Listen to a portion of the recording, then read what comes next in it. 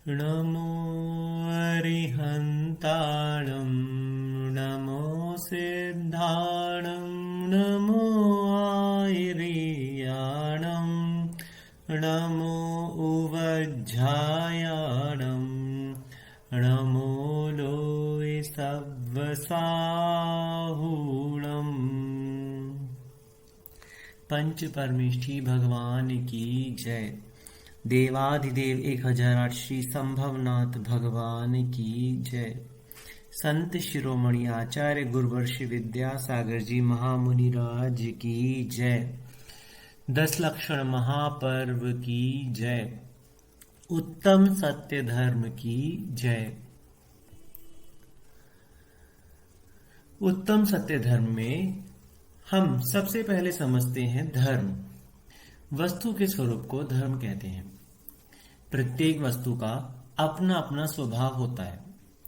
जीव द्रव्य के स्वभाव रूप जो धर्म कहा गया है वह संख्यात, असंख्यात और अनंत प्रकार के भेदों द्वारा जाना जा सकता है।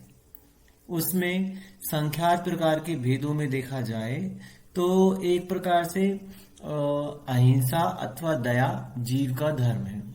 दो प्रकार से देखा जाए तो जीव का ज्ञाता दृष्टा स्वभाव जीव का धर्म है। तीन प्रकार से सम्यक दर्शन, सम्यक ज्ञान, सम्यक चारित्र जीव का धर्म है।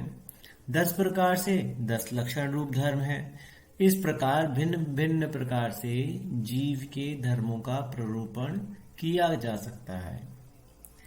अब जीव के उन 10 प्रकार के धर्मों में आज हम उत्तम सत्य धर्म के बारे में संक्षेप में जानेंगे, समझेंगे और उसके माध्यम से यथासंभव अपने जीवन को उत्तम बनाने का प्रयास करेंगे। सत्य शब्द सत धातु से बना है। सत धातु सत्ता अर्थ में प्रयुक्त होती है। अतः सत्य का अर्थ होता है जिस पदार्थ की जिस रूप में सत्ता है, जैसा उसका स्वरूप है, उसे उसी रूप में जानना, ग्रहण करना और अनुभवन करना। अब जीव आत्मा के संबंध में बात करें तो आत्मा का जो स्वभाव है उसे उसी रूप में जानना, मानना और अनुभव करना आत्मा का सत्य धर्म है। अब क्योंकि यह आत्मा का स्वभाव ही सत्य धर्म है तो यह आत्मा की सभी अवस्थाओं में सदैव विद्यमान रहता है। अर्थात वह आत्मा चाहे संसारी हो या मुक्त, असंयमी हो या संयमी, मिथ्या दृष्टि हो या सम्यक दृष्टि, असंगी हो या संगी आदि आदि सभी अवस्थाओं में हमेशा रहता है। इसको इससे समझते हैं कि प्रत्येक जीव को सत्य ही प्रिय है। किसी को झूठ अच्छा नहीं लगता। सभी जीव सत्य ही सुनना चाहते हैं, सत्य ही बोलना चाहते हैं। जब तक कि वो किसी बाहरी कारण से इन्फ्लुएंस ना हो तब तक वे प्रत्येक वस्तु को यथार्थ रूप में ही स्वीकारना चाहते हैं। संसार का कोई भी प्राणी कितना भी प्रयास करे कि वो 100% झूठ ही बोले, झूठ ही जाने और झूठ से भरा कल्पनापूर्ण जीवन अनुभव करे, परंतु ऐसा नहीं हो पाता। क्यों? क्योंकि उसकी प्रत्येक एक्टिविटी में अंश मात्र से ही सत्य का आश्रय तो उसको लेना ही होगा। और इसका पीछे कारण ये है कि उसका सत्य स्वभाव है, वह उससे पृथक नहीं रह सकता। अब प्रश्न उठता है, सत्य स्वभावी जीव असत्य के चंगुल में फंस कैसे जाता है? झूठ बोलना कैसे सीख जाता है? कैसे झूठी कल्पना और श्रद्धान करने लग जाता है? तो इस कारण को खोजने के लिए जब गहराई से सोचा गया तो 5 फैक्टर सामने आए जिनसे इन्फ्लुएंस होने के कारण जीव सत्य को पाने का इच्छुक होने पर भी असत्य के चक्कर में उलझ जाता है। तो आइए सत्य धर्म से दूर करने वाले इन 5 फैक्टर्स को, 5 दोषों को जानते हैं कि जिनका अंश भी जीव को ग्रहण करने योग्य नहीं है। ये 5 कारण कौन कौन से हैं? क्रोध, लोभ, भय, हास्य, अज्ञानता। एक एक करके इन सभी को जानते हैं। सबसे पहले क्रोध। यह बात तो जगत में प्रसिद्ध है कि क्रोध व्यक्ति को विवेक शून्य बना देता है, जिससे व्यक्ति सही गलत, हेय उपादेय, करने योग्य और नहीं करने योग्य कार्यों का ज्ञान उसको नहीं रहता है। और इस तरह परिस्थिति का सही आकलन नहीं होने से वह जीव उचित निर्णय भी नहीं ले पाता है और असत्य की ओर मुड़ जाता है। फॉर एग्जाम्पल, क्रोध में होने पर जीव अपनी गलती तो देखता ही नहीं है और दूसरे को गालियां देना शुरू कर देता है, यहां तक कि उसके प्राण लेने तक को तैयार हो जाता है। और अगर कोई कुछ समझाए भी तो कुछ का कुछ समझ लेता है। तो इस प्रकार से क्रोध के द्वारा जीव असत्य की ओर मुड़ जाता है। रही बात लोभ की, तो लोभ में भी ऐसा ही हाल है। अपने स्वार्थ लाभ में अंधा होकर व्यक्ति हानि ही उठाता है और अंत में पछताता है। जैसे एग्जाम्पल लें कि स्वयं किसी वस्तु का या व्यक्ति के योग्य ना होने पर भी उसकी प्राप्ति के लिए लोभवश झूठ का सहारा लेने को तैयार हो जाते हैं हम और अधिक लाभार्जन के लिए चेष्टा करते हैं।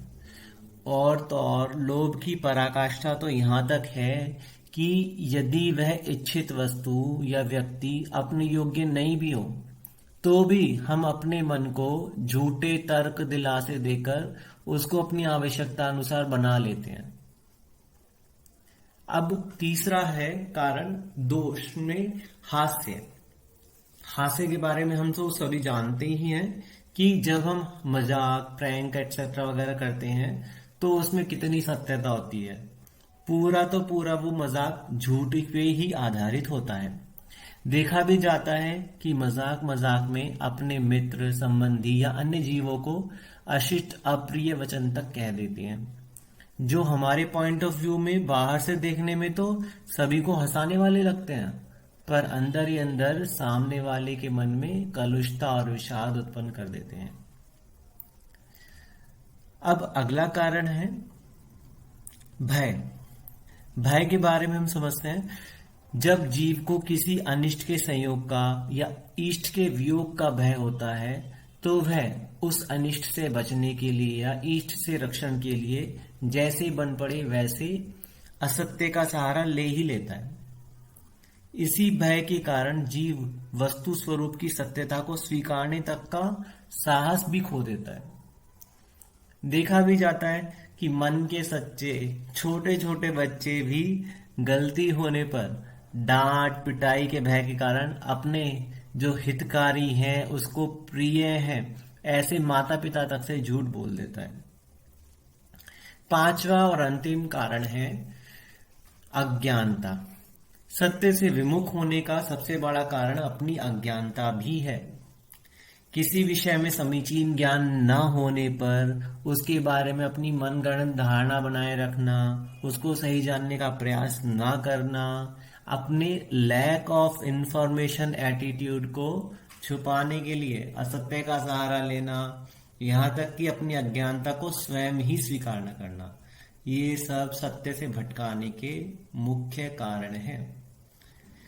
इस प्रकार सत्य के संकल्पी जीवों को क्रोध, लोभ, भय, हास्य, अज्ञानता, इन 5 कारणों से हमेशा बचना चाहिए।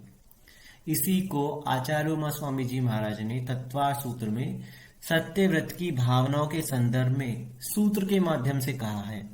वह सूत्र इस प्रकार है: क्रोध लोभ भीरुत्व हास्य प्रत्याख्यानान्यनुवीचि भाषणम च पंच।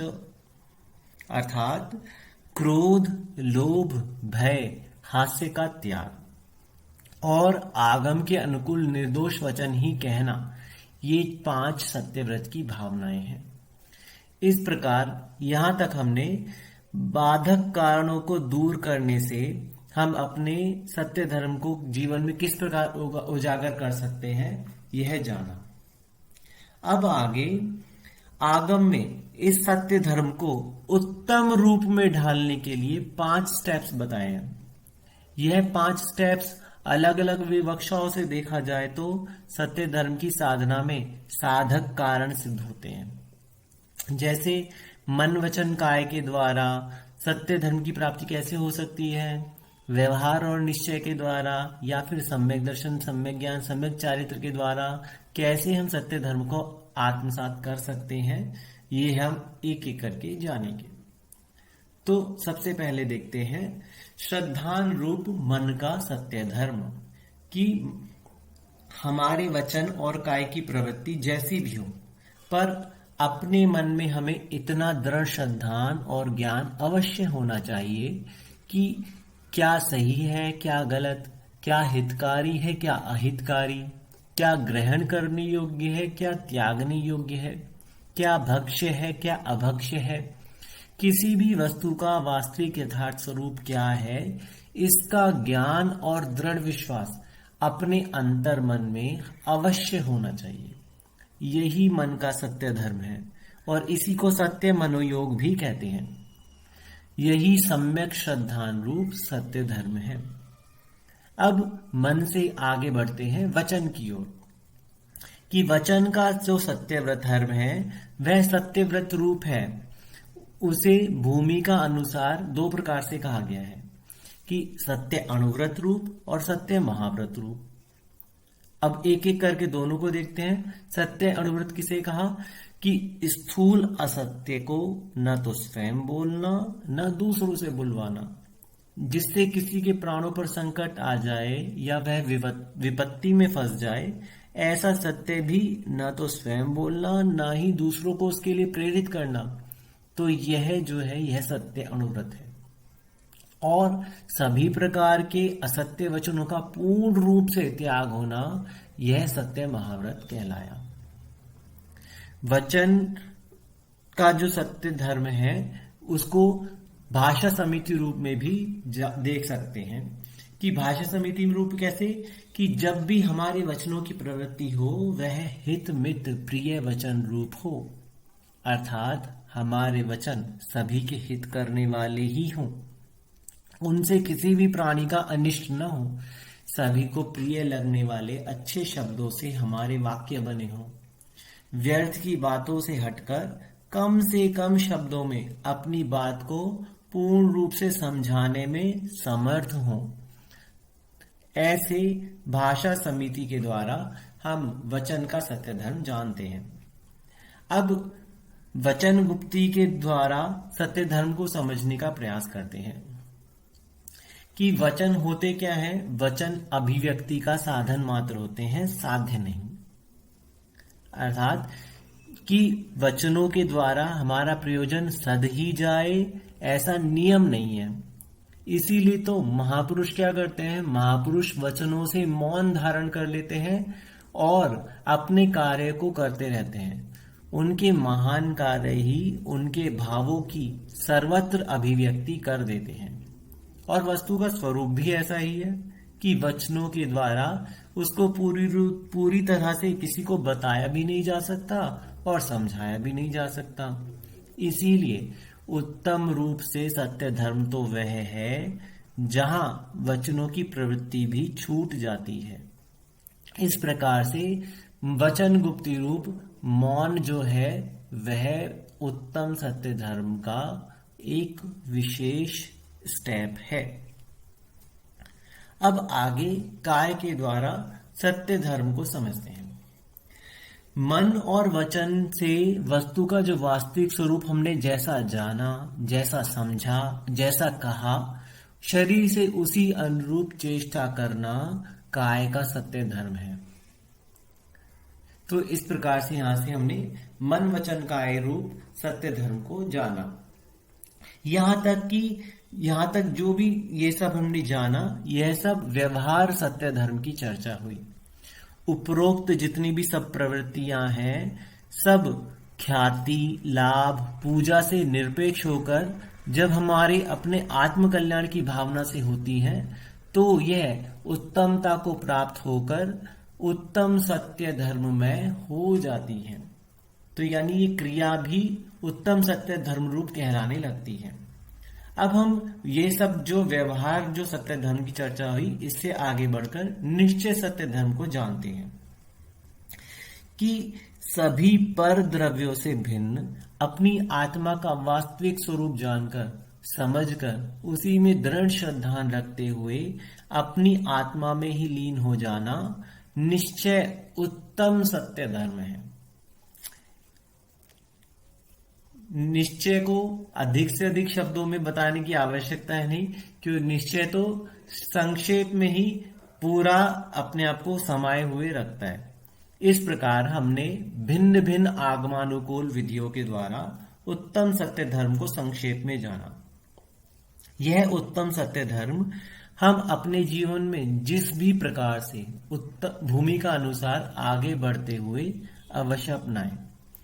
आरंभिक भूमिका में कम से कम सम्यक श्रद्धान रूप सत्य धर्म तो हमें अवश्य ही अपनाना चाहिए।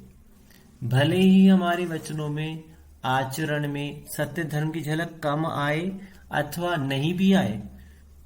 फॉर एग्जाम्पल समझते हैं, भले ही फॉर एग्जाम्पल हमारा किसी वस्तु का त्याग ना हो और त्यागने में हमारी समर्थता भी ना हो, फिर भी ऐसा ज्ञान हमें अवश्य होना चाहिए कि यह वस्तु भक्ष्य है या अभक्ष्य है, इसके गुण दोष क्या है।